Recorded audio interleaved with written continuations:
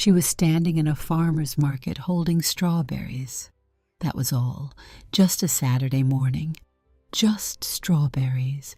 Just the ordinary, beautiful life she had spent 3 years building from nothing. And then she heard a voice. That voice. The one she had trained herself to stop hearing in her sleep.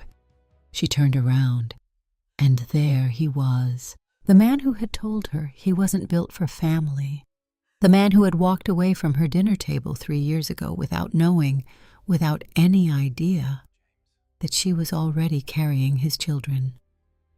He was 15 feet away, and he was looking at her twins. She watched it happen in real time. She watched his face go still. She watched him see the eyes, his eyes, on 2 small faces, looking up at him with the open curiosity of children who do not yet know who this stranger is. She watched Nathan Hargrove understand that he was a father, and she had 3 seconds to decide what kind of woman she was going to be.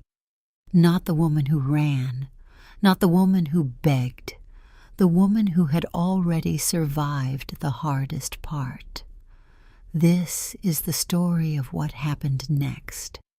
Sometimes the life you built alone becomes the foundation for something you never planned. This story is for every woman who made the hard choice and then had to make it again.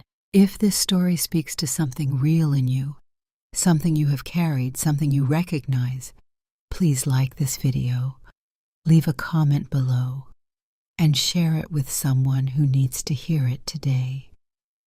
And if you want more stories like this one, stories that are honest, that go deep, that leave you with something worth keeping, subscribe to this channel. We will be here every week. The morning smelled like cinnamon rolls and cut grass. Claire Whitfield had learned to love Saturday mornings. Not right away. It took time. There was a period, a long, gray, exhausting period, when Saturday mornings meant feeding 2 screaming infants at 4 a.m. while the rest of the world slept. When Saturday mornings meant formula powder on every surface and laundry that never fully dried, and a bone-deep tiredness she hadn't known was possible. But that was then. Now Saturday mornings meant the Portland Farmers Market, the one in the Pearl District, with the bluegrass duo near the east entrance and the honey vendor who always saved her the lavender variety and the coffee cart with the good oat milk that her friend Dana said was pretentious, but that Claire considered a non-negotiable. Now Saturday mornings meant 2 small people arguing about strawberries. That one, Mama, Lily's finger jabbed forward with absolute authority. That one is the reddest. No. Luke shook his head. He was a man of few words, always had been. Bruise? Where? Lily demanded. There, Luke pointed. Lily leaned in. She studied the strawberry with the focused intensity of someone performing a scientific evaluation.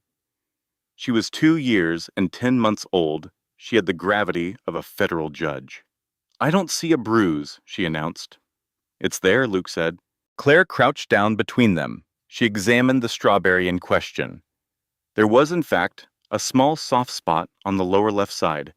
She pointed to it gently. Luke's right, sweet pea, she said. See that darker part? That's a bruise. Lily considered this for a long moment. Okay, she finally said. But I want that one anyway. Claire laughed. The sound still surprised her sometimes, how freely it came now, how it had none of the tight, apologetic quality it used to have, just a real laugh, from the bottom of her chest, the kind that costs nothing and gives back everything. She bought 2 paper bags of strawberries, the unbruised ones for Luke, the bruised one, plus many others for Lily, who had accepted her defeat with the grace of someone who had already decided she would win the next argument, and loaded both children into the double stroller. She was good at loading the stroller now. It had taken 3 months to stop wrestling with the buckles. Now it was art. She pushed forward through the Saturday morning crowd. The market was alive, end of May.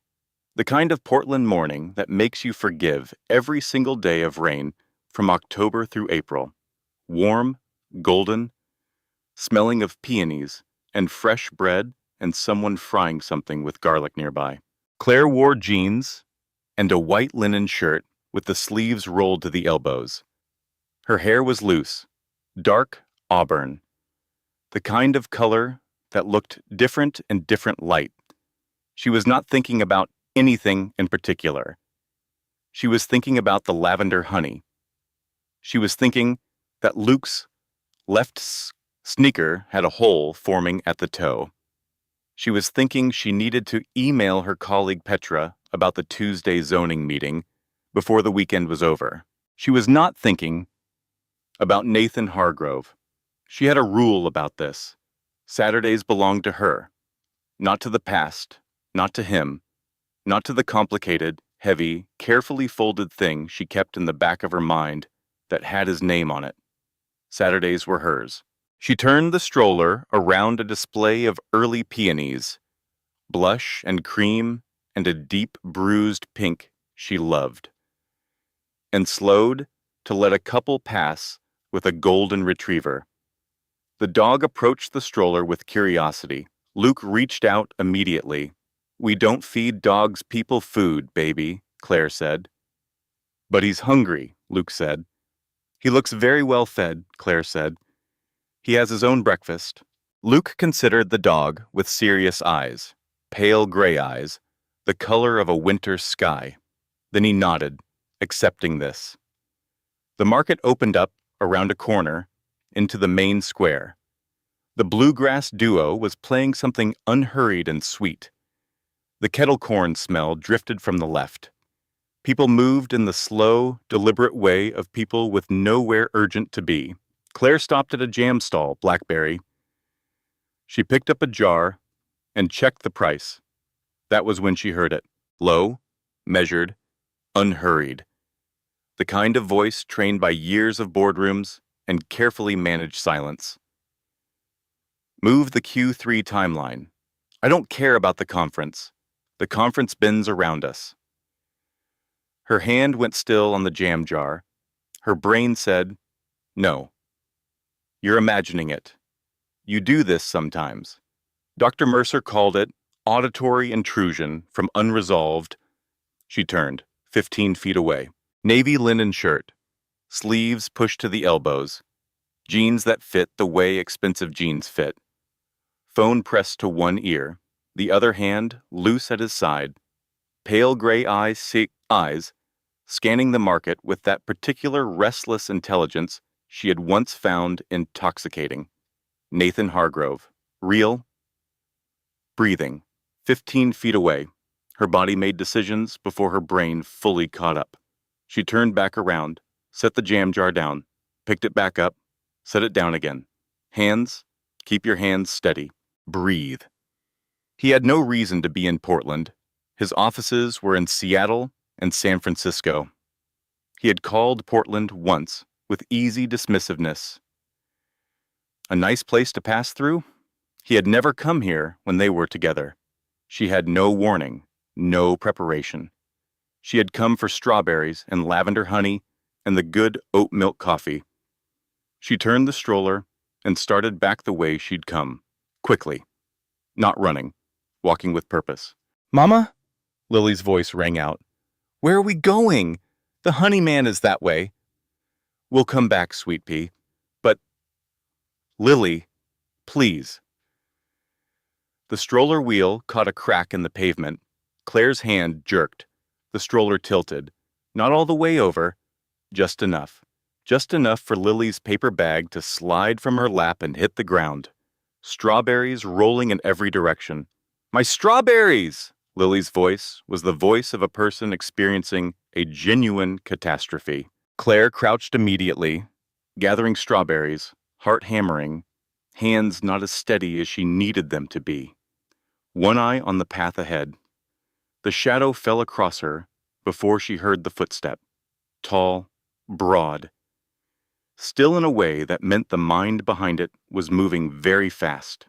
"Let me help," said that voice, not in her memory, real. She gathered 2 more strawberries. She put them in the bag.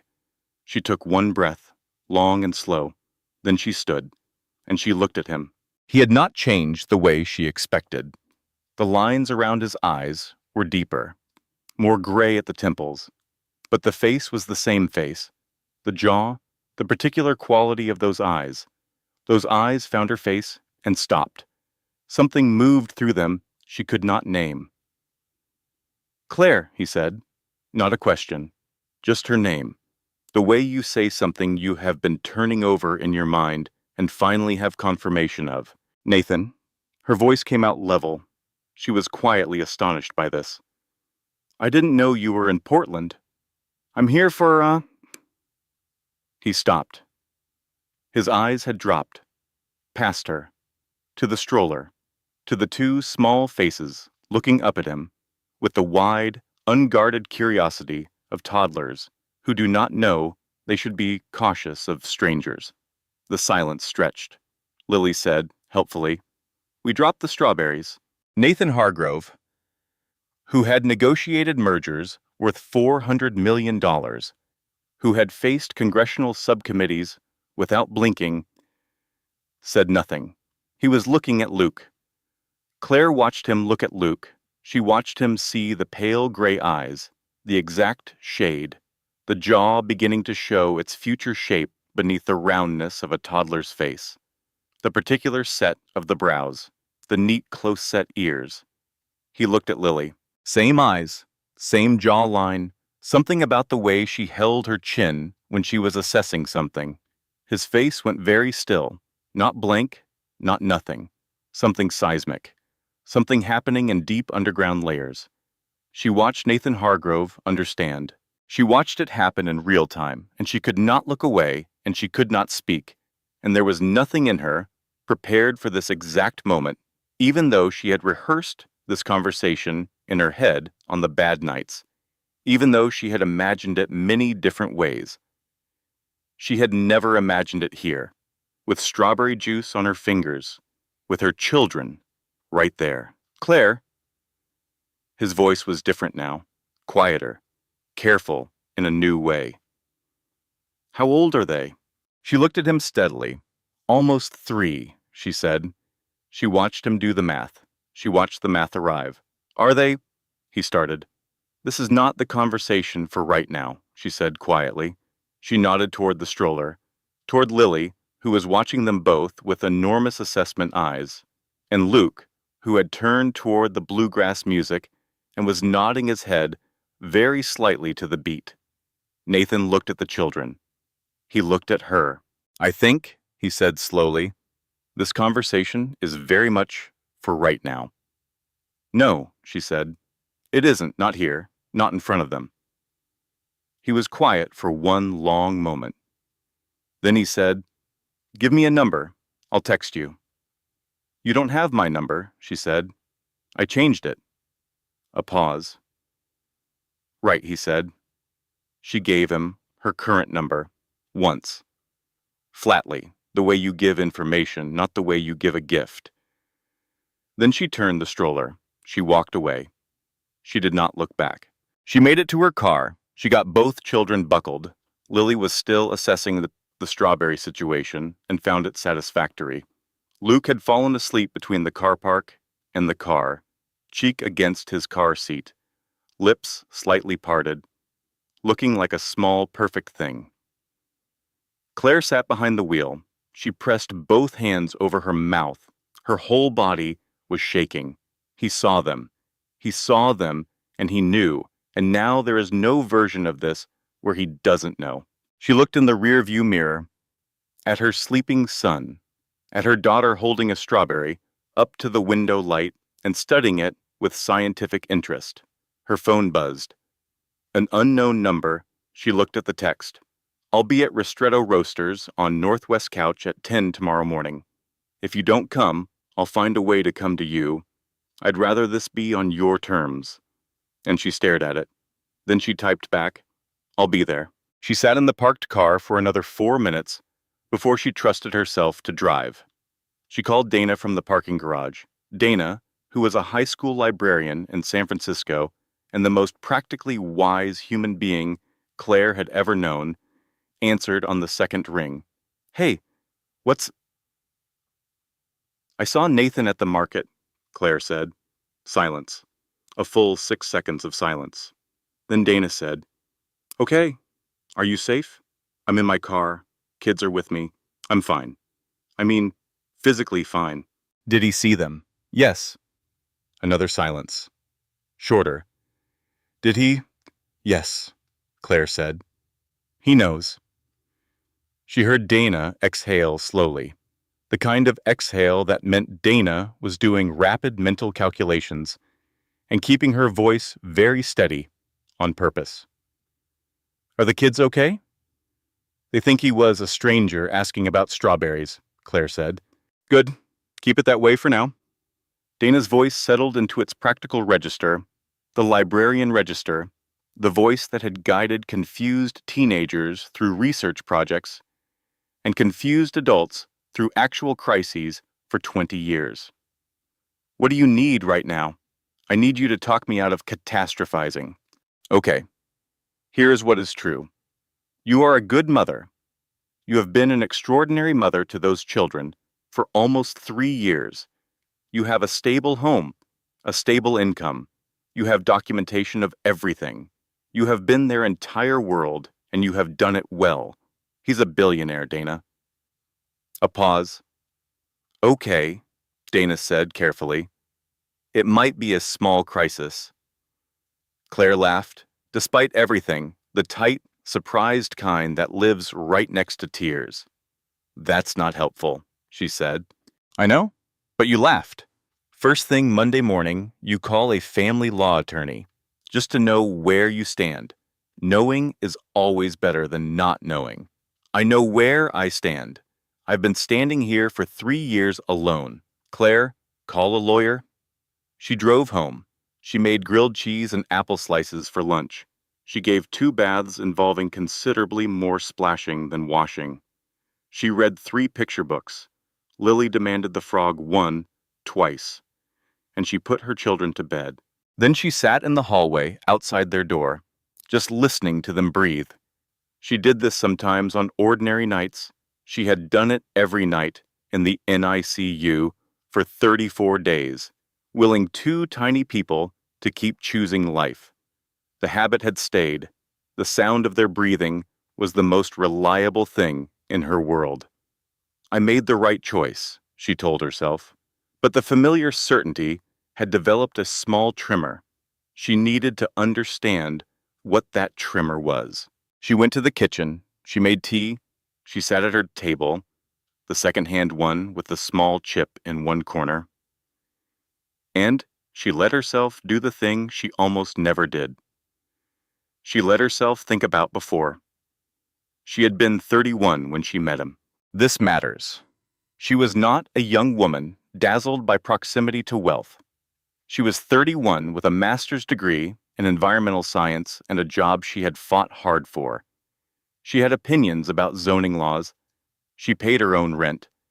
She was, by any honest measure, a complete person who did not need anyone to complete her. She had met Nathan Hargrove at a fundraising gala for her nonprofit, the kind of event where wealthy people eat very small food and feel good about themselves. He had found her in the corner actually reading the silent auction descriptions, because someone had to, and he had said with genuine amusement, "You're the only person here who actually read the descriptions." "Someone has to," she had said, and he had smiled. That smile. She is not going to pretend she was immune. Nobody was immune to that smile. It was the smile of a man who did not give it easily, which made it mean something when he did. She looked him up that night, from her bathroom, while he slept in her bed. Nathan Hargrove. Hargrove Capital. The Forbes list. The Seattle office. The San Francisco presence. The father who had built an empire, and 2 sons who had grown up with every material advantage and a specific kind of starvation that leaves no visible marks. She had understood, even then, reading those articles at midnight, that this was a complicated man.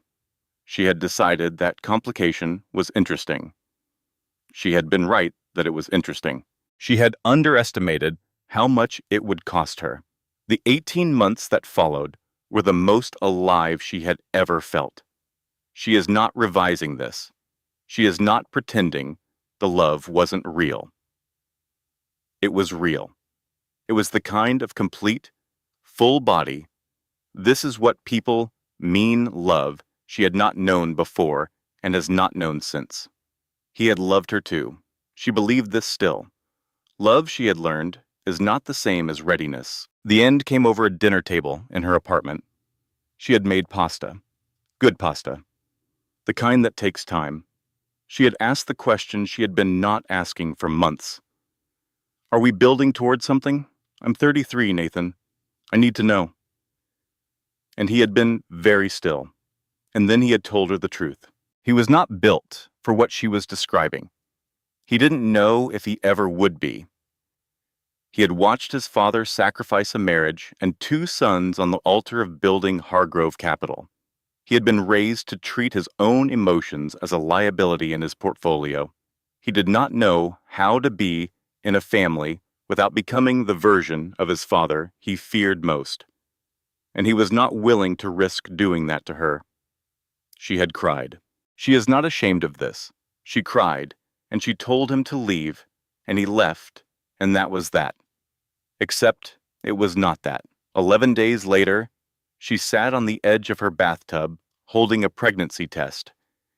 She had been tired, more tired than stress explained. Queasy in a way she had written off. She had bought the test, almost as an afterthought, almost to rule it out. She did not rule it out. She sat there for a long time. Lock, unlock, lock, unlock.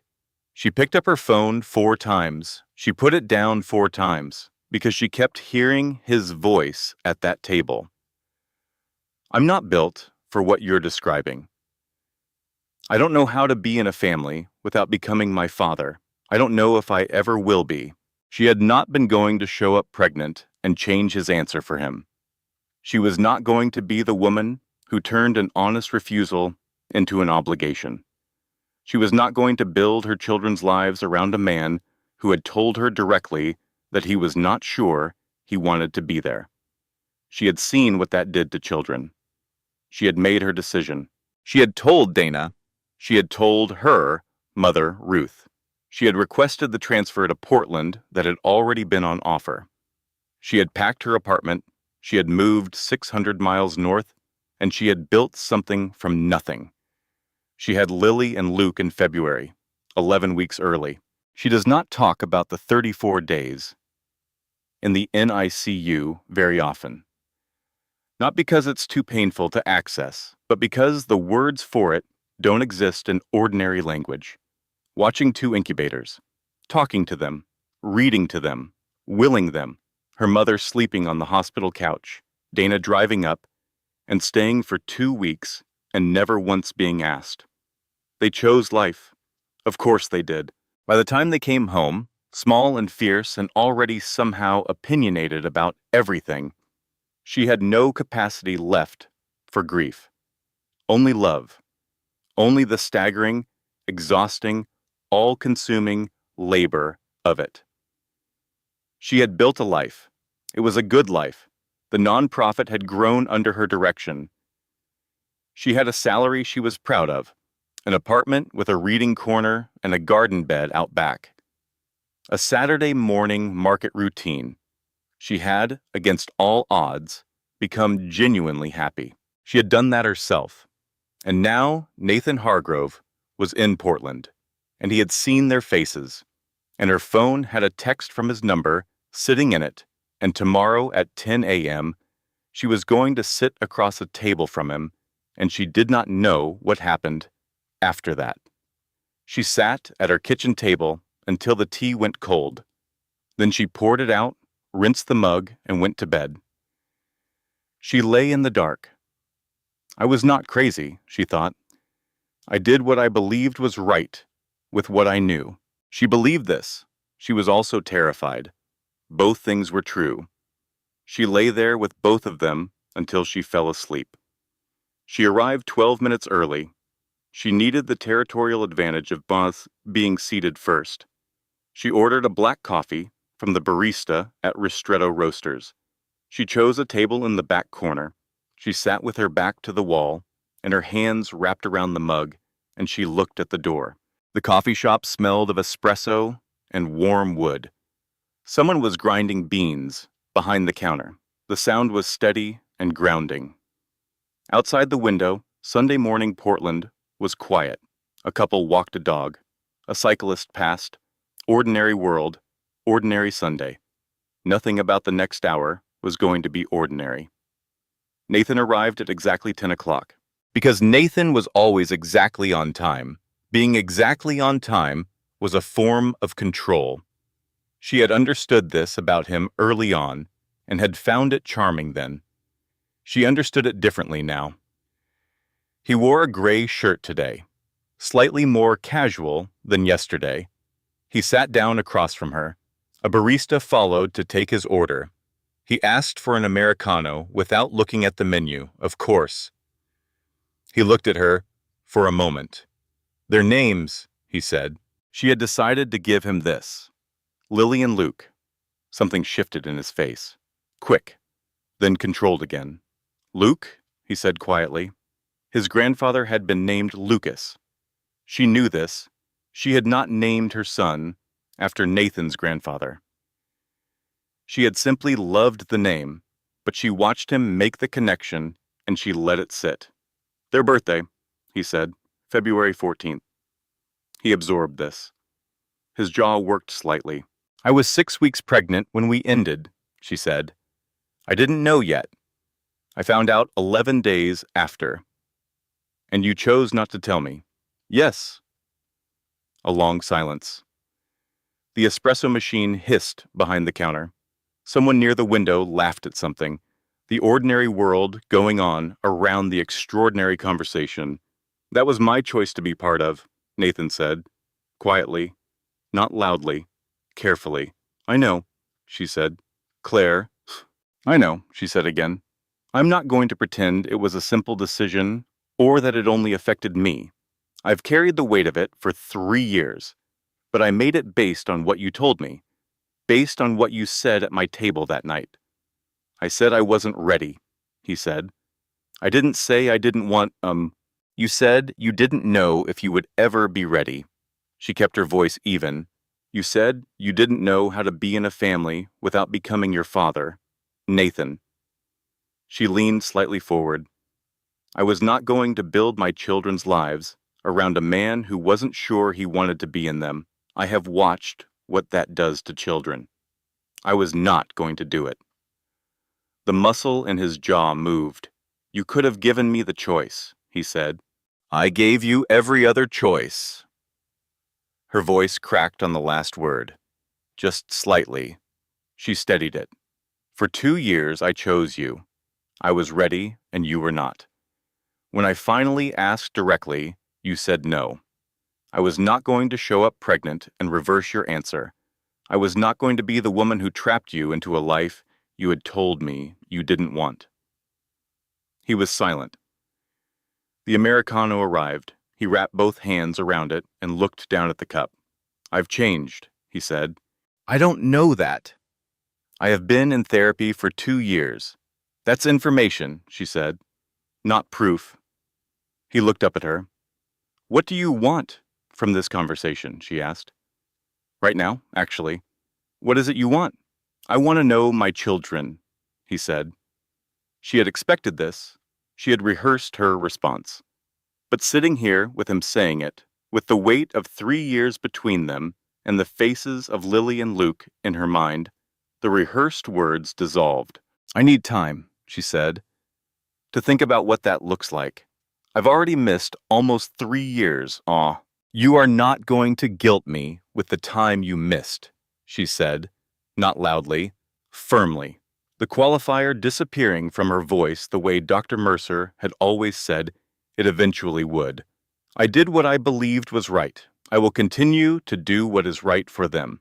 If you want to have a real conversation about their lives and yours, I need time to approach it properly, for their sake, not mine, theirs. He was quiet. Okay, he said. She studied him for a moment. Something in his eyes she couldn't quite read, something she was not yet ready to name. And Nathan, she held his gaze. If you go near a lawyer before we've spoken again, I will consider it a declaration of war. Are we clear? Something moved through his expression. Not offense, something more complex. Clear, he said. She left first. She walked 2 blocks before she stopped. She stood on the sidewalk and pressed her palm flat against a brick wall and breathed. The brick was rough and warm from the sun. She thought, I held my ground. I said what needed saying. I did not cry in that coffee shop. She thought, he said he's changed. People say that. People say all kinds of things. She thought, he said it quietly, not defensively. He said it the way you say a thing you believe about yourself, not the way you say a thing to convince someone else. She called Marcus Webb's office on the walk back to her car and left a message. She needed to know where she stood. Just to know. Knowledge was never the enemy. Marcus Webb's office smelled of books and old coffee and the particular calm of a person who had heard everything twice. He was 52, 25 years of family law in Oregon.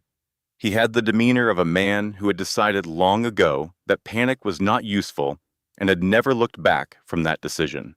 Claire sat across from him and laid out the situation in the precise, organized way her work life had trained her to present complicated things. She had brought notes. He listened without interrupting. Your position is stronger than you probably feel right now, he said, when she finished. Tell me the actual picture, she said, not the reassurance. He nodded. He respected this. You had no legal obligation to disclose the pregnancy. Oregon does not require it. He has no established parental rights to children he has no documented connection to. However, if he pursues paternity establishment, which he likely can and will, the court will very probably grant it. And once paternity is established, he gains legal standing to pursue visitation, potentially shared custody. Resources matter in these cases. They shouldn't. They often do. She had known this. Knowing it and having it confirmed by a lawyer were different experiences. Document everything, Marcus said. Your home, your income, your care history, their school enrollment, medical records, your daily routine, your community connections. A court will look at the best interests of the children. Your track record is 3 years of demonstrated, consistent, excellent care. Yes, she said, but I won't pretend his resources won't factor into the conversation, he said. She drove home. She spent the evening pulling together everything Marcus had asked for: birth certificates, medical files from the NICU, and every well-child visit since, Lily and Luke's preschool enrollment, bank statements, work performance reviews, her lease. She was building a case for her own fitness as a mother. She had never had to do this before. The anger that rose in her was clean and precise and useful. She used it. She organized everything into folders with the same focused energy she brought to zoning variance reports. She was competent. She had always been competent. She was not going to stop now. Tuesday. Nathan texted. When can we talk again? She replied. Thursday. Same place. 6 p.m. She spent Wednesday doing what she had not allowed herself in 3 years. She researched Nathan Hargrove. Hargrove Capital had grown substantially, more than she had known. The Seattle headquarters had expanded, a new San Francisco office building, 2 significant acquisitions. Yes, he was on the Forbes list. There were photographs, him at charity events, Him at industry conferences, him in a profile piece from 14 months ago that described him as having undergone a significant personal transformation in recent years. The journalist had noted, with barely disguised curiosity, that he had begun funding early childhood education nonprofits. She read that line twice. Early childhood education. Then there were the photos with Vivian Cole. Vivienne was 34, dark-haired, beautiful in a composed, deliberate way, the daughter of another Seattle financier. She and Nathan had been photographed together at 8 separate events over the past 18 months. Their body language in the photos had the quality of two people who had come to an agreement. Claire studied the photos longer than was productive. She was not jealous. She decided this firmly and analyzed the feeling underneath it, and found it was not jealousy. It was something more complex. The particular ache of seeing someone live the life that could have been, in another version of things, your life. She closed the browser. She made dinner. She did not think about Vivian Cole again. Thursday came. Same corner, same back wall. She ordered a latte this time because she needed the warmth in her hands. She arrived 11 minutes early. Nathan arrived exactly on time. Something was different. She noticed immediately. A quality of preparedness in his posture. The stillness that means a mind has organized itself around a strategy. He had his own counsel. She knew it before he said a word. I want to establish paternity formally, he said. Not as leverage, as reality. I want my name on their birth certificates. That's a legal process? I know. I've spoken with the, He paused. I have counsel. I know, she said. He looked at her steadily. I'm not approaching this as an adversary. You hired a lawyer within 48 hours of finding out about your children, she said. That is the behavior of someone preparing for a fight. It's the behavior of someone who wants to do this correctly and legally. She held his gaze. Tell me what you're proposing. He laid it out. It was reasonable. It was carefully reasonable. A paternity test, a graduated introduction, him coming to Portland, meeting the children in a neutral, casual setting, no grand reveal, time for them to adjust to him as a person before they understood the word father. You've thought about this in detail, she said. I haven't slept properly since Saturday, he said. She believed this. He looked like a man who had not slept. Your current life, she said. You're based in Seattle. You have an apartment there. You've been photographed regularly with Vivian Cole for over a year. If the research surprised him, he didn't show it. Vivian and I are no longer together. Since when? Since last week. She absorbed this. You ended your relationship because you found out about my children. I ended it because it was not the right relationship. The timing is what it is. Nathan, you ended a 1.5-year relationship in 1 week. I ended it, he said with a finality that closed that door, because when I stood in that market and saw two faces looking up at me, I understood something I apparently required a significant shock to understand. The silence stretched. The latte was warm in her hands. What did you understand? She asked. He looked at her for a long moment. That I had spent 3 years convincing myself the choice I made at your dinner table was the right one, she said, and that I had been very wrong, and that I had spent 3 years being wrong. She was quiet. She thought, he is telling the truth. I can hear it. She also thought, a true thing does not fix 3 years of doing it alone. We go slowly, she said. My terms, my pace. If at any point you push harder than they're ready for, or you prioritize your desire to know them over their need to feel safe, it stops. Completely. Agreed. They are happy children. They are secure children. I built that. You are not going to disrupt it. I understand. Do you? Not a question, a challenge. Yes, he said. I know the difference between understanding something intellectually and understanding it in practice. I'm telling you, I understand both. She studied him. I'll have Marcus Webb send you the paternity agreement details, she said. Everything in writing before any meeting. He nodded. She stood. Thank you, he said. Don't thank me, she said. I'm doing this for them, not for you. She left. She walked to her car and she sat in it, and she pressed her forehead briefly against the steering wheel. I know what I saw. I know what I heard. I know the difference between a performance and a person telling the truth. She was not going to confuse the two. She was going to be careful. She was going to be very, very careful. She drove home to her children and held them both for a long time while her mother, who had been babysitting, pretended not to notice that her eyes were slightly red. They chose Laurelhurst Park, the big open meadow, the pond with the ducks, the low climbing structures that Luke had recently developed a passion for. A Saturday morning, warm enough for shirt sleeves. 2 weeks after the coffee shop, Claire had told the children they were meeting a friend of hers. This felt insufficient in one direction and too much in another. Dr. Mercer said it was exactly right. You owe them safety and honesty at a pace they can absorb, Dr. Mercer had said. Not a narrative they're not developmentally ready for. She arrived first, with the children and the stroller and the bag with the sippy cups and the sunscreen and the backup snacks. Always the backup snacks.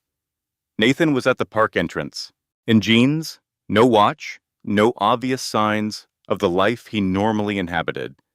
He had dressed to be approachable. She noticed this. She noted it without deciding what to do with it yet. He was holding a kite. Claire stopped walking. A kite, blue and yellow, the proper kind. The kind that actually flies, not stuffed animals, not shiny new toys and bright packaging designed to dazzle a child immediately. A kite. The kind that requires wind and running and cooperation. He had thought about this. He had thought about what would let two small people be themselves around a stranger. What would give them something to do so the strangeness felt less strange? What would create a shared purpose without pressure or performance? A kite. She pushed the stroller forward. Lily saw it first. What is that? She pointed with the directness of a person who has not yet learned to be polite about pointing. Nathan crouched. This was right. This was the right instinct. Eye level. Not looming. Not big. That is a kite, he said. Do you know what kites do? Lily assessed him. The judge's assessment. Long, slow, thorough. They fly, she said.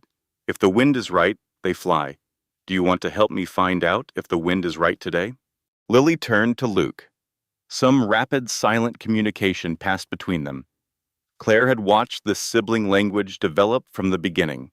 It had started in the NICU, she was almost certain. Two tiny people in adjacent incubators figuring out how to talk without words. Luke gave a small nod. Okay, Lily said.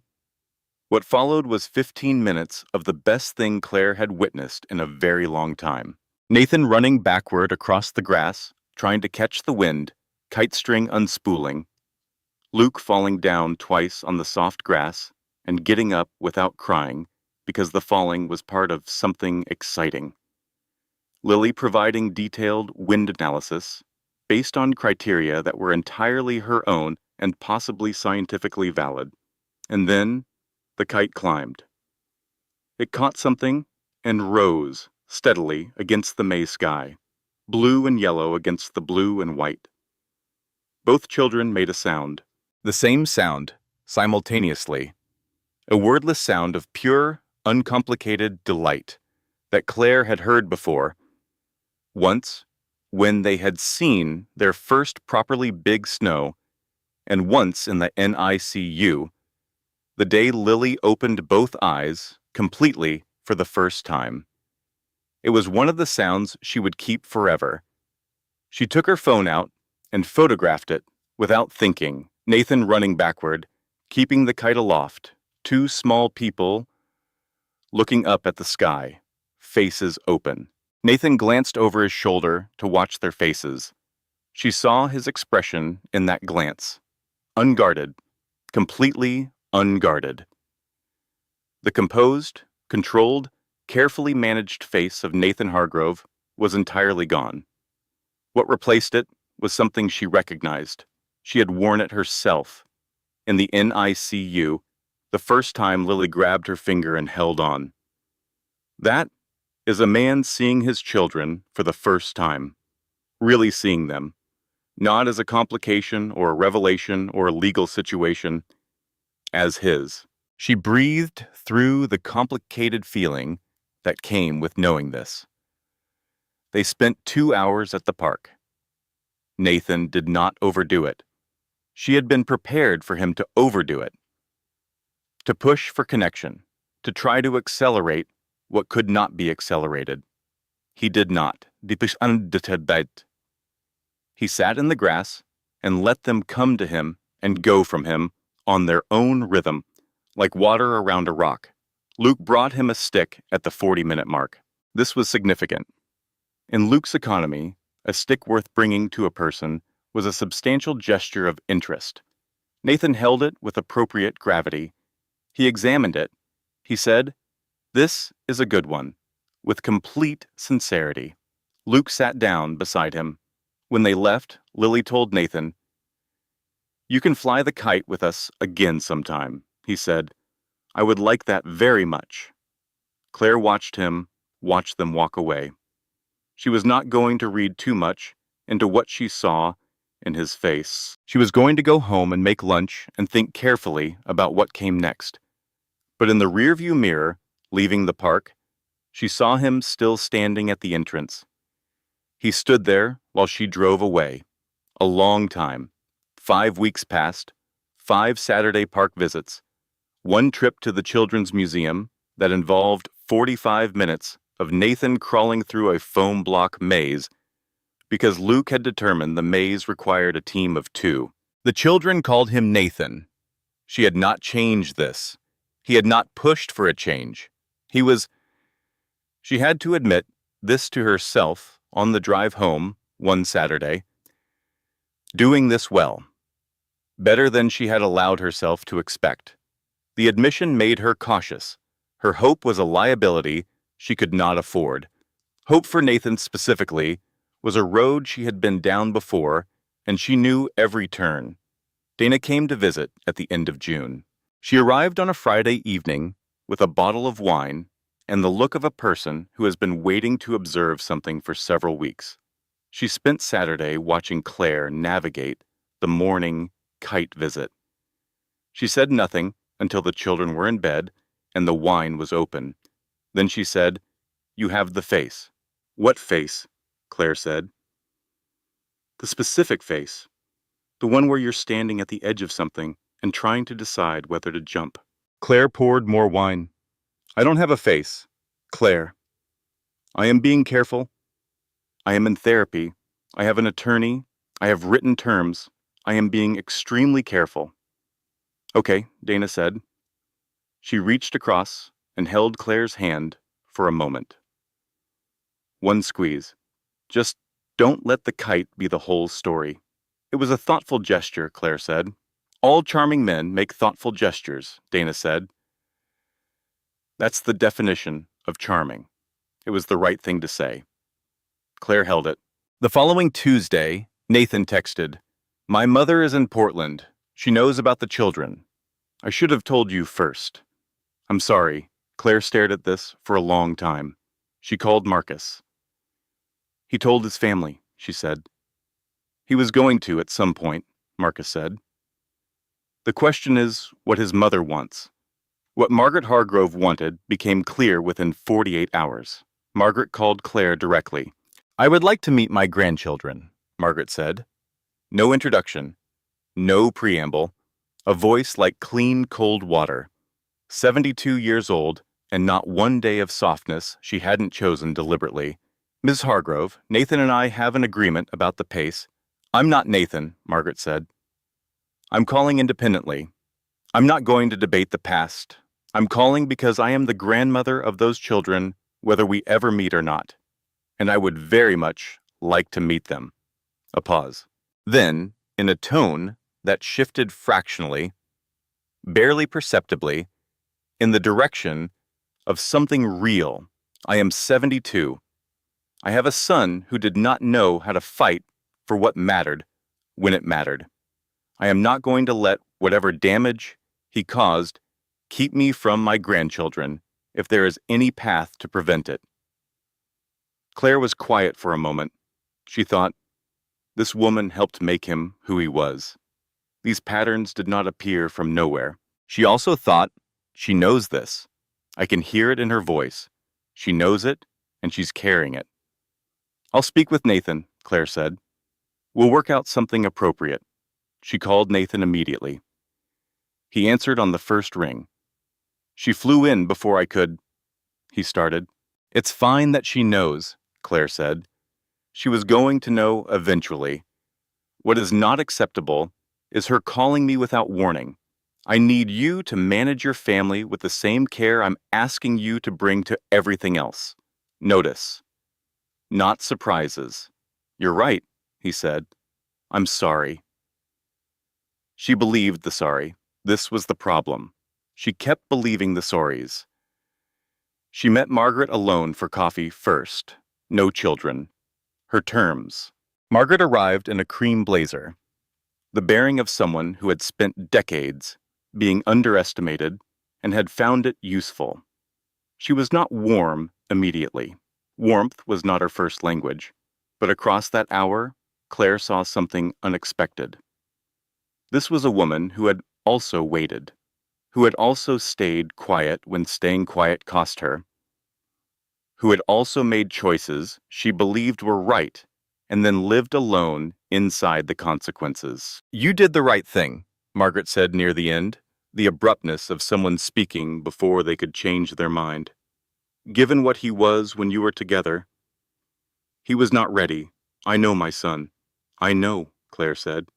"He's ready now." A pause. "I believe that." "How do I know that's not a mother's belief?" Margaret looked at her steadily. "You don't," she said. "That's the hard part." The night everything changed was a Tuesday. The children were at her mother's. Claire was home alone, which happened rarely enough that she never knew what to do with the silence. She cleaned. She always cleaned when her mind had nowhere to go. She had reorganized the kitchen pantry and was pulling everything out of the linen closet, refolding, stacking, and attention to alignment that was clearly not about the linen, when her phone rang. Unknown number, Portland area code. "Is this Claire Whitfield?" A woman's voice. Young, shaking slightly. "Who's calling?" "My name is Vivian Cole." Claire sat down on the hallway floor. The linens were all around her, stacked neatly, the closet open. "How did you get my number?" she asked. "It took some effort. I'm sorry. I need to tell you something. Something you should know before this goes further." Claire was very still. "What?" "When Nathan found out about your children," Vivian said, "he did not break up with me immediately. He called his legal team first, within hours of seeing you at the market, before he called me, before he called his mother, before he contacted you again." The words landed in a very flat, quiet way. "He told them he had discovered potential heirs," Vivian continued. Her voice was steady but expensive with effort. "His legal team conducted background research on you, your finances, your apartment, your work history, your mother's address. I don't know all of it, but I know he was building a file before he sat down with you the first time." The hallway was very quiet. "Why are you telling me this?" Claire asked. "Because I spent a year and a half believing he had changed," Vivian said. "And when he found out about your children, I watched him revert in about 20 minutes to the person he claimed not to be anymore. The person who handles everything like a merger. Her voice broke, just slightly. I thought someone should tell you, before those children get attached to him. The call ended. Claire sat in the hallway. The linens were stacked around her in neat columns. She thought, I knew. I knew something. The reasonable proposals, the careful composure, the graduated timeline that was also, from a certain angle, a strategy. She thought, I have been so relieved he was being decent that I didn't look hard enough at what decent was covering. She thought, my children. Those are my children. She did not cry. Not then. She called Marcus Webb at 11:30 at night. He answered. She was paying for this level of access. She told him everything. A silence on the line. If they've been investigating you, there'll be a trail, Marcus said. I'll pull public records first thing tomorrow. What can he actually do? She asked. Legally. Worst case? If he pursues full custody and can demonstrate his resources, provide substantially better circumstances for the children's development. Marcus paused. Courts are supposed to weigh both parents relatively, not absolutely. But I won't lie to you. Resources talk. My children are happy, she said. Her voice cracked on the word. They are happy and secure, and I built that. I built that from nothing. I know that. I know it. But be prepared for the argument. She hung up. She sat with the linens around her. She thought about the kite. She thought about Nathan's face, unguarded, watching them run across the grass. She thought, was any of it real? Or have I been watching a very carefully constructed performance by the most intelligent man I have ever known? She sat there a long time. Then she got up. She refolded every single piece of linen. Precisely, edges aligned. She stacked them back in the closet. She closed the door. Then she went to bed. She lay in the dark and looked at the ceiling. I deserved better than this, she thought. Not loudly, just clearly. The way you know a true thing. She had deserved better at 33, at that dinner table, asking a simple question about a future. She deserved better now. She was going to make sure she got it. She did not go to the coffee shop. She went to his hotel. The Nines, of course. The kind of hotel Nathan Hargrove chose as a matter of course. She called ahead. The front desk connected her. She told the front desk to let Mr. Hargrove know Claire Whitfield was in the lobby. She sat in the lobby and waited and felt the particular clarity of a woman who has decided something and is walking toward it. He came down in 5 minutes. He saw her face. Something in his own face shifted to a very careful blankness. The controlled blankness of someone who knows what's coming and is organizing themselves to receive it.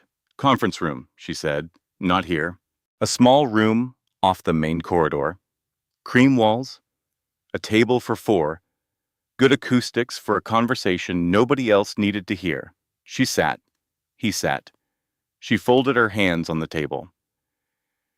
You had me investigated, she said. He did not deny it.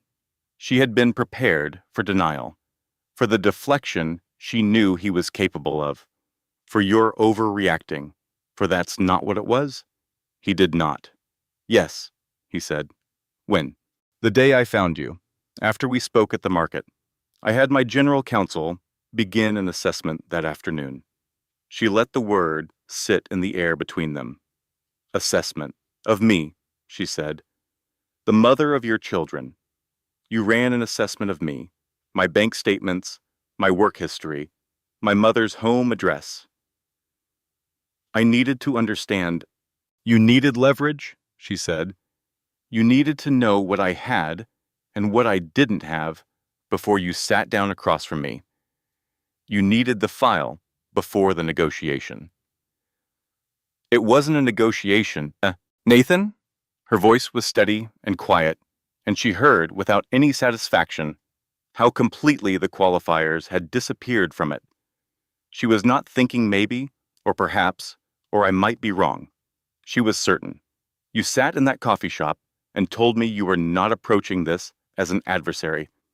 On the same day you had your legal team compiling my financial history. The muscle in his jaw moved. That was not consistent, he said. No, it was not. You're right. She looked at him. I want to ask you something, she said. I want an honest answer. Not the answer you think will work best. The actual truth. Okay, he said. Is any of this real for you? The park? The kite? The careful pace? Or is all of it strategy? A case being built for a court that shows what a reasonable, present, devoted father looks like? A long silence. The kind of silence that has weight. He said, both.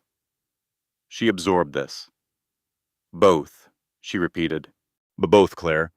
When I look at them, he stopped. He tried again. When Luke gave me that stick at the park, that is not strategy.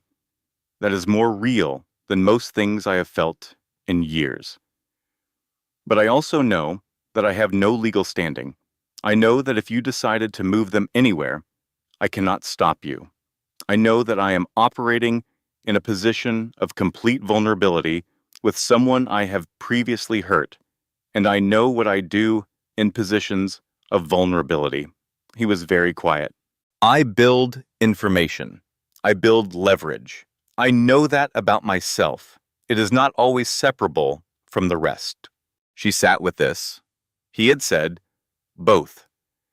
He had not deflected. He had not minimized. He had not reversed the victim and offender. He had said, this is what I am, and I cannot always separate the parts cleanly. This was the most honest thing Nathan Hargrove had ever said to her.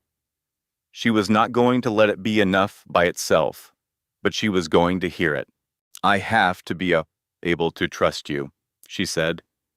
If you want any version of this to work, any version at all, I have to trust that your first instinct when you are worried is to come to me, not to your general counsel. I know. That means every significant decision goes through me first. Not legal, me. Communication before action, every time. Yes. If something worries you about their school, their doctor, their life, you bring the worry to me. We talk. And then, if we disagree, we find a process. But you do not build a file. You do not run an assessment. You come to me as a person, not as a case to be managed. Understood? She looked at him for a long time. She thought about everything Dr. Mercer had said about him, back when she was 33 and trying to understand what she was grieving. She said, he was never taught to trust himself emotionally. He learned to replace trust with information. It's not cruelty. It's a very deep coping mechanism. She thought about Margaret, saying, he was not ready then. He is now. I believe that. She thought about Vivian Cole, sitting somewhere, having made a very difficult phone call because she believed someone should know. She thought about her children. Always her children. I'm going to step back for a week, she said. I need to recalibrate. You don't see them this week, okay? She stood. She picked up her bag. Nathan? He looked up. I am not your adversary, she said. I am the mother of your children. Those are two very different things, and I need you to understand the difference. Your adversary is someone you build a case against. The mother of your children is someone you build a partnership with. Those are not the same approach. He was quiet for a moment. I understand the difference, he said. I need you to do more than understand it, she said. I need you to choose it every time. She left. She drove to her mother's house. Ruth was in the garden. She was always in the garden. Deadheading roses with the focused, unhurried care she brought to everything. Claire sat on the back steps. The garden smelled of damp soil and roses and something green and living. The late afternoon light was gold and low.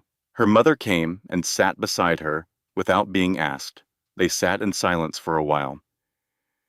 "You look like your father when he was working out something hard," Ruth said.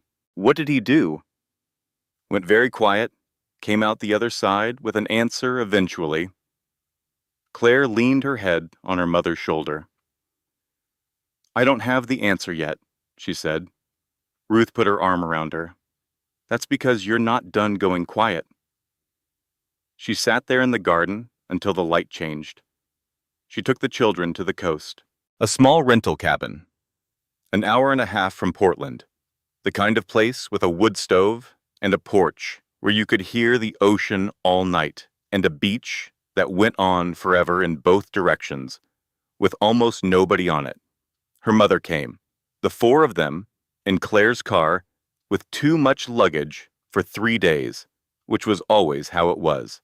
They arrived on a Friday evening and made a simple pasta dinner, and the children fell asleep, still in their regular clothes, because the drive had knocked them out completely. Claire and Ruth sat on the porch after, with decaf and the sound of the ocean, and talked about nothing important for a long time. The way you talk when you are comfortable enough to not need the conversation to go anywhere.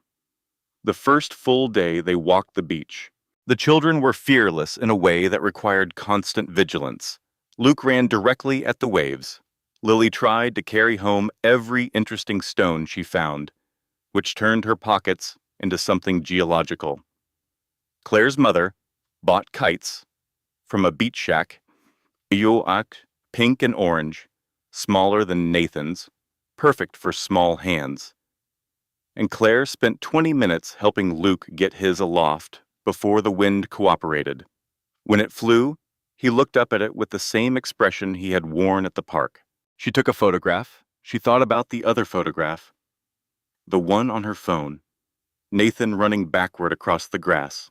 She allowed herself to think about it without guilt.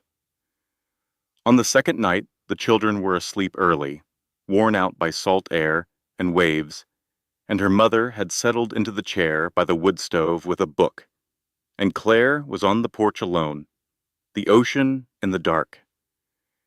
She had always found the ocean useful for thinking. She asked herself the question she had not let herself answer directly. What do I want? Not what is safe, not what is strategically optimal, not what the lawyer recommends or what Dana would advise. What do I want? For myself, for my children, for the life I am building. She wanted Lily and Luke to know their father, if their father was genuinely trying to be worth knowing. She wanted that for them, with a clarity that surprised her. She wanted a co-parenting partnership that did not cost her peace. She wanted to trust her own judgment. She had good judgment. She had exercised it under very difficult circumstances for 3 years. She was allowed to trust it. She wanted the kite to be real. And she was afraid of wanting that. She recognized the fear very specifically. It was the same fear she had felt at 33, over pasta, asking a question about the future. The fear of wanting something from a person who had already told her once that he couldn't give it. But this was different. This was not a question of what he could give her. This was a question of what he could give them. And what she had seen, over 5 Saturday mornings in a park, was a man making choices she had not expected him to make. Sitting in the grass, receiving a stick with gravity, running backward across the meadow, with no calculation in his face at all. She sat with the ocean for a long time. At some point in the dark, she thought, I have been the warden of my own possibility. Not because the walls were wrong. She had needed those walls. She had been right to build them. But somewhere inside the necessary walls, she had built a smaller, interior room, and in that room was the possibility that things could be different, and she had locked that room with the key that said protecting myself, and she had called it wisdom. Some of it was wisdom, but some of it was fear, dressed in the clothes of wisdom. And she was done with that. She was going to go forward, not naively, not without eyes wide open, not without Marcus Webb and written terms, and every protection she had earned for herself and her children. But forward, toward the complicated, imperfect, possible thing. She picked up her phone. She texted Nathan, Saturday, Laurelhurst Park, 10 a.m. The reply came back within 2 minutes. I'll be there. She set the phone down and listened to the ocean. She was not starting over. She was not going back. She was going somewhere she had never been. That was entirely different. 6 months later. October in Portland. The light in October in the Pacific Northwest is a particular golden, slanting thing. Low, warm, the kind of light that makes ordinary scenes look like they were painted by someone who loved them. The park smelled of damp earth and leaves beginning their turn. Claire sat on a bench with a coffee from the cart near the entrance and watched her children run. They were running toward Nathan, who was crouched at the far edge of the meadow, doing something architectural with a pile of leaves. Luke had a stick, naturally. Luke always had a stick. Lily was supervising the construction with her arms crossed, assessing structural integrity. Nathan had moved his primary residence to Portland 3 months ago. She had not asked him to. He had told her he was considering it and asked if she had concerns. She had concerns in theory. In practice, she had found herself quietly relieved. The logistics of co-parenting across 600 miles would have been unsustainable for everyone. He had an apartment across the river. He came to the park on Saturday mornings and Wednesday afternoons.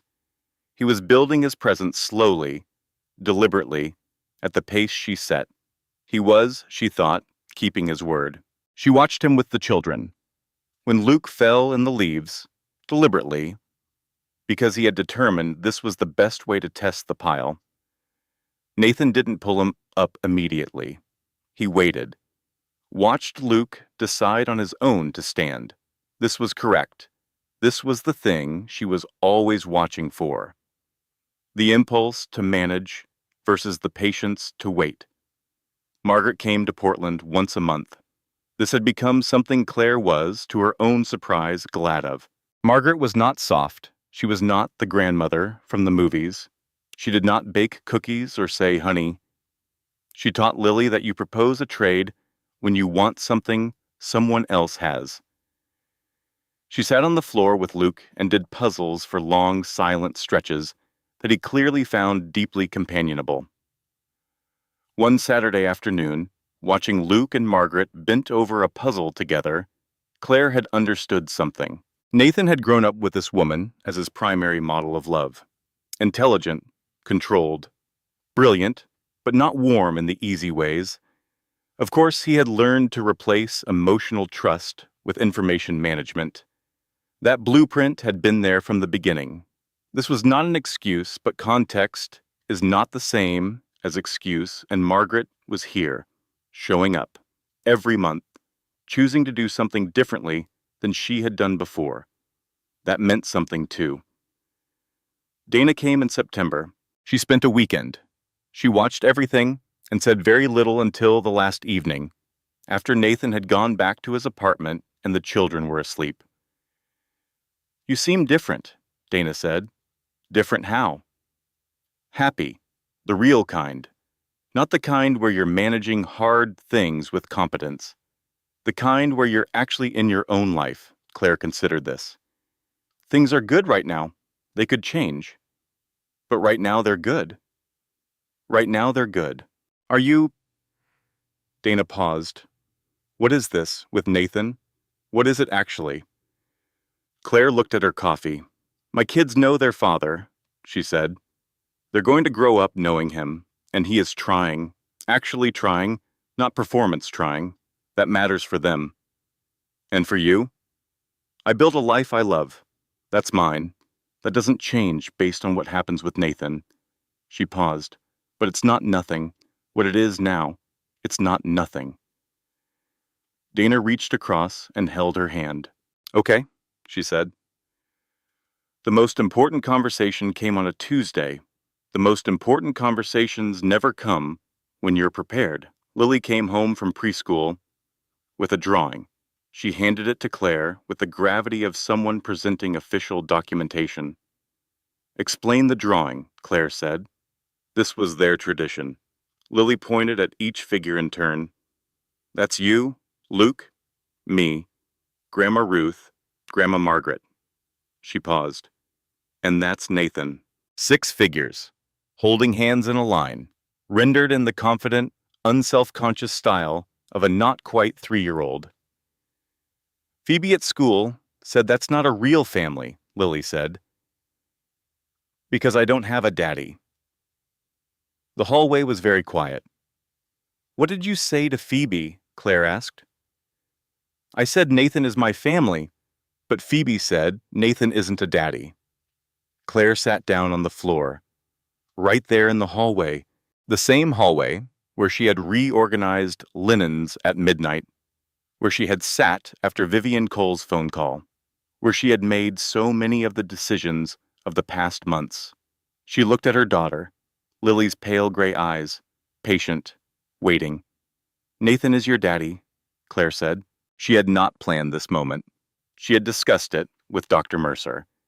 She had talked about timing with Marcus. She had consulted herself in the mirror a dozen times, but the actual moment had arrived on its own terms, as the actual moments always do. Lily processed this with characteristic thoroughness. Why doesn't he live with us? Because some families share the same home, and some families share people between different homes. Both are real families. Does Nathan know he's my daddy? Yes, Sweet Pea. He knows. Does he want to be? Claire felt the question land in the center of her chest. She felt, in that question, every choice that had led to this moment.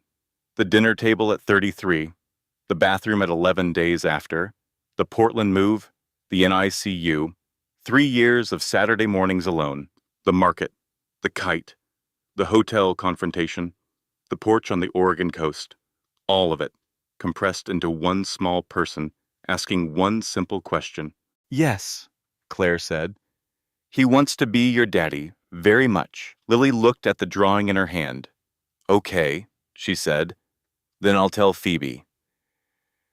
She walked calmly to her room. Claire sat in the hallway.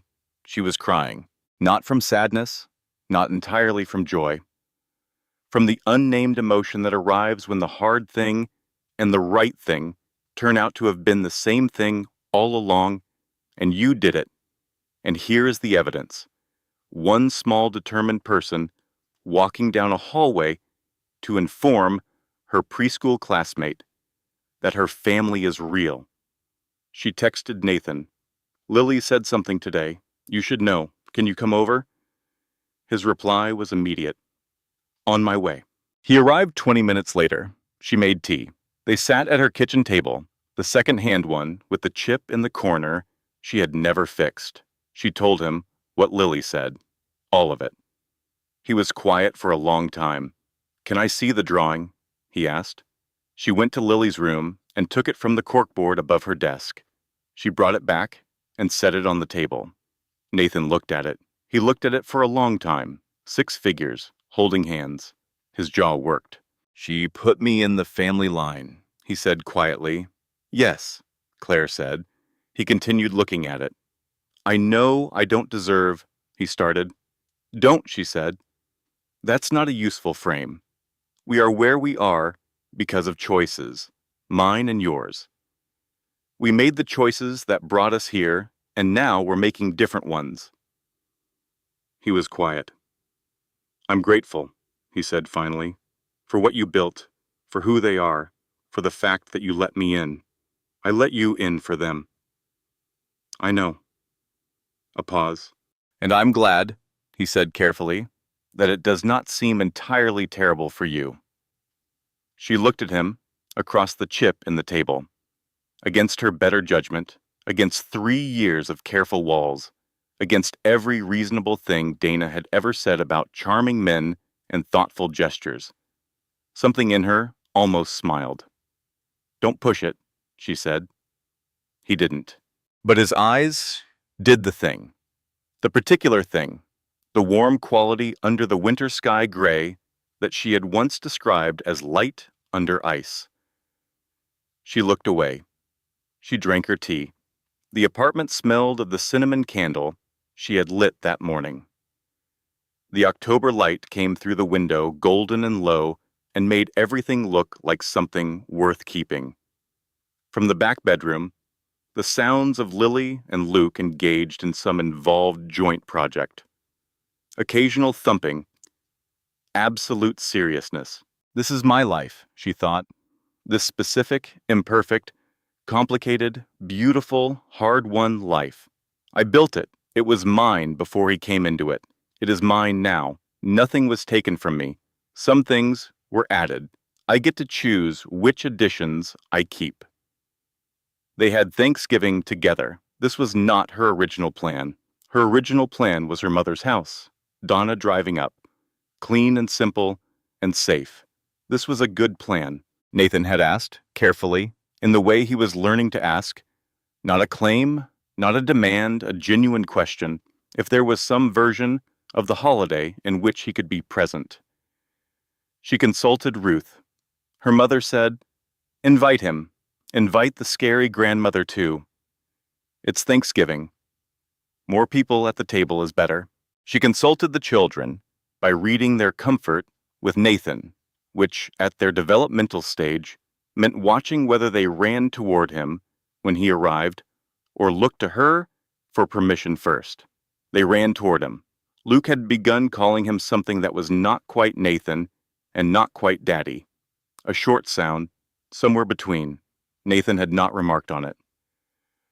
Claire had watched him actively not remark on it, and the effort that took and the choice that represented. She invited Nathan and Margaret. Dana called this extremely brave and genuinely wild, and arrived with 2 pies and the energy of someone prepared to witness history. The table was too small for 7 people. Nathan brought a folding table from somewhere and connected it to Claire's table with the engineering confidence of a man who is very accustomed to solving logistical problems. It wobbled slightly on one side. It worked.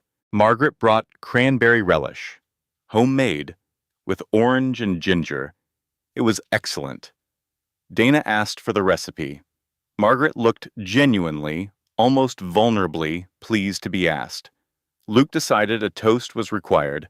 He stood in his booster seat, raised his juice cup, and announced with absolute seriousness, "Turkey." Everyone drank to turkey. Lily informed Nathan that turkeys have very interesting feet. This was apparently a major theme at preschool this week. Nathan listened to the full 5-minute lecture with the focused, genuine attention of a man who has decided that nothing his daughter says is unimportant. Claire watched him listen. She watched her mother, watching him listen. She looked away before her mother could catch her looking. After dinner, after both children had finally been persuaded toward bed, a process that on Thanksgiving, full of pie and stimulation and the general voltage of a full house, took considerably longer than usual. Claire found herself on the small back porch, cold November air, the city quiet in the Thanksgiving way. The door opened behind her. She knew who it was. Nathan stood beside her, not close, just there, giving her the space she always needed. "Thank you for including us," he said. "My mother's idea." "Tell her thank you for me." Silence. The cold air moved through it gently. She thought about what she wanted to say and then decided to say it. "You're good with them," she said. "I wanted to say that. You're good with them in a way I didn't." She stopped. Started again. "In a way I've been glad to see develop." He was quiet for a moment. "I've been terrified every single time," he said. "Of what?" "Of doing the thing. My father's specific thing. When Luke gets upset, there's a moment. This impulse to fix it efficiently, to stop the crying by solving the problem, and I recognize where it comes from.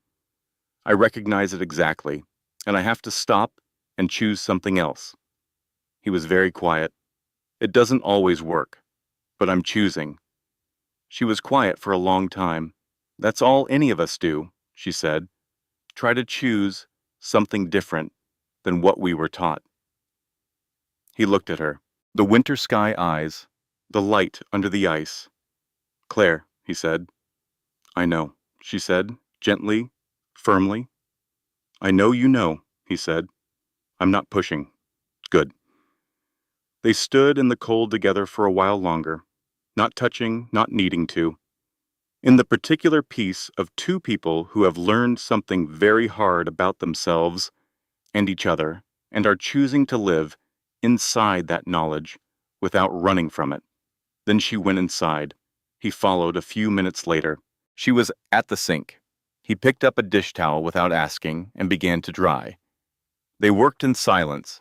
The apartment smelled of turkey and pie and the particular warmth of a night that had exceeded what she had allowed herself to expect. This is what healing looks like when it isn't dramatic, she thought. This, a dish towel, standing next to someone who hurt you, who is trying not to hurt you anymore, doing ordinary things. She had started over, not the way she had feared, abandoned, diminished, building from damage. She had started over into something larger than what she had before. A life with more people in it, more complicated, more occasionally maddening, more unexpectedly, stubbornly good. She had not known this was possible. Now she knew. Lily and Luke turned 3 in February. There was a birthday party, a real one, with children from preschool and Grandma Ruth and Grandma Margaret and Dana, who drove up and wore a paper party hat with what she called fully self-aware irony, and what everyone else called just wearing a hat and enjoying yourself. There was a kite cake. This had been Claire's idea. She had not warned Nathan. She watched his face when he saw it. That unguarded thing, the specific quality of receiving something you didn't know you needed. The children ate their cake with the focused dedication of small people who have waited all day for this specific thing. Luke got frosting on his ear. Lily's piece was the largest by her own negotiation, which Margaret appeared to find impressive. Afterward, when the other children had gone home and the apartment was quieter, Dinah found Claire in the kitchen, cutting the last of the cake into take-home pieces. How are you? Dana asked. Good, Claire said. Not the careful good, the real one. How is... Dana gestured vaguely toward the living room, where Nathan was building something with Luke using the birthday blocks and taking direction from Lily. It's what it is, Claire said, which is good, which is real, which is its own thing. Dana leaned against the counter. Are you happy? Claire stopped cutting. She listened to the sound from the living room, Luke explaining something to Nathan in the serious, detailed way he explained things. Nathan asking a follow-up question. Lily correcting Nathan's block placement with authority. Yes, she said. I am? Later, after everyone had gone home, after the children were bathed and in bed, and the apartment was quiet, Claire sat at her kitchen table with the remains of the birthday. She opened the journal she had kept since before Lily and Luke were born. The one full of all the things she wanted them to know about where they came from and who she was and what she had built for them before they were old enough to see it. She wrote, Today you turned 3. Your sister told me months ago that the kite was when Nathan became yours. She was right, and I want you to know that the becoming was not simple. It was not painless. There were choices made and unmade and made again. There were nights when I sat in a hallway alone and wondered if I had gotten anything right. I want you to know this because I want you to know that difficult and right are not opposites. The hardest things I did, moving here alone, raising you alone, deciding to let him in slowly and carefully, were also the most right things I did. You are loved by a mother who built something from nothing for you, by a father who was not ready and then became ready and is trying every day to close the distance, by grandmothers who have found new things to give because of you, by a family that does not look like the storybooks, but that is absolutely, completely real. She set the pen down. She looked at what she had written. She thought about the locked room, the interior one she had kept all those years, the possibility she had guarded against too carefully in the end. The prison door had been unlocked all along. She had been her own warden. Not because the walls were wrong. The walls had been necessary and correct, and she was not going to apologize for them. But she had held the key the whole time. And when she had finally, on a porch on the Oregon coast, on a cold night with the sound of the ocean and her mother asleep inside, decided to use it, nothing had collapsed. Everything had expanded. She got up from the table. She went to the back bedroom and stood in the doorway. Two small shapes in the blue dark, the sound of their breathing, the most reliable thing in her world. Lily, on her side, with both hands tucked under her cheek. Luke, on his back with his arms above his head, the way he had slept since he was in the incubator, taking up all available space. She stood there a while. She thought, I was afraid for so long, and what I was afraid of turned out to be a door, not a wall. She thought, doors go both ways. That's the whole point of them. She thought, I chose to walk through, and on the other side was this exact, specific life. These two breathing people who chose to live, 34 days in an incubator, fighting for the world they hadn't seen yet.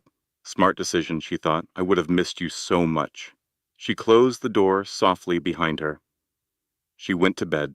She fell asleep quickly. The good kind of sleep. The kind that comes when the day was real and the choices were honest and the people you love are close.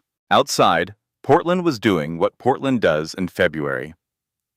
Rain. Soft and steady. The sound of it on the roof, on the window. She had learned to love that sound. She had learned to love a lot of things she once thought she couldn't. Starting over, it turned out, tastes a lot like the beginning of something worth having. She had been afraid it would taste like loss. She had been wrong. She had been so wonderfully, unexpectedly, completely wrong. And that was perhaps the best thing she had ever been wrong about in her life. She came for strawberries. She left with her entire life changed. But here is what I want you to hold on to after this story ends. Claire did not make a perfect choice. She made the best choice she could with the information she had, the courage she had, and the love she had. At the exact moment she had to make it. That is all any of us ever do. And I think we forget this. We look back at our own choices, the ones made in fear, in exhaustion, in the middle of the night holding a phone we couldn't decide whether to dial. And we judge ourselves with the clarity that only hindsight gives. We say, I should have known. I should have done it differently. I was foolish. But you were not foolish. You were human. You were doing the only thing you could do with what you knew in the moment you were standing in. That is not foolishness. That is living. The second thing I want you to take from this story is this. Walls are not the same as strength. Claire built walls. She needed them. She was absolutely right to build them. But somewhere inside those walls, she built a smaller interior room. And in that room, she locked away the possibility that things could be different. She told herself she was protecting her children. She was. But she was also protecting herself from hope. And hope, when it involves someone who has hurt you, feels like the most dangerous thing in the world. I understand that. I think most of us understand that. But the story asks us to consider, what if the door was unlocked all along? What if the prison we were living in, the one made of old grief, old anger, old certainty that we know exactly how this ends, what if we built it ourselves? Not because we were weak, because we were surviving. And surviving sometimes builds walls that outlast the danger. The question is whether we notice when the danger has passed. The third thing, changing is not the same as claiming you have changed. Nathan Hargrove spent months proving it, not saying it, not hiring better lawyers to demonstrate it, not sending more thoughtful gifts. He showed up, consistently, at the pace Claire set. He received a stick from a 2-year-old as though it was something valuable, because to that child it was.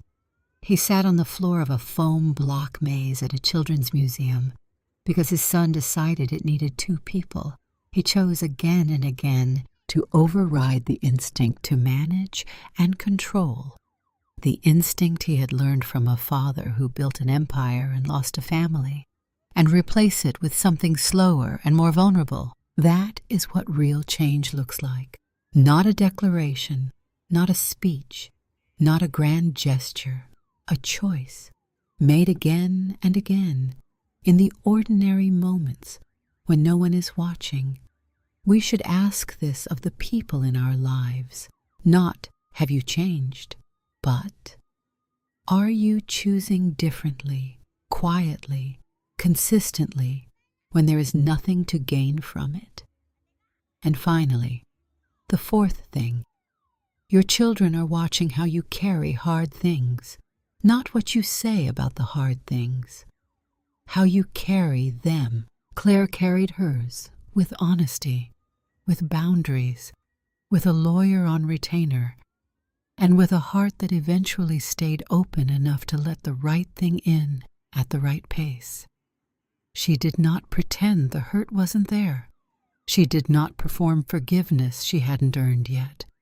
She did not let anger make her cruel, and she did not let hope make her careless. And her daughter, 2 years and 10 months old, drew a family picture with 6 people in it and walked to school the next day to correct someone who got it wrong. That is what you pass down, not the story of what broke you. The story of how you stood up inside it. Carry that carefully. Your children are learning from the weight of it. Final closing statement. This content was manually researched, developed, and edited by our team with the intention of bringing you stories that carry real meaning.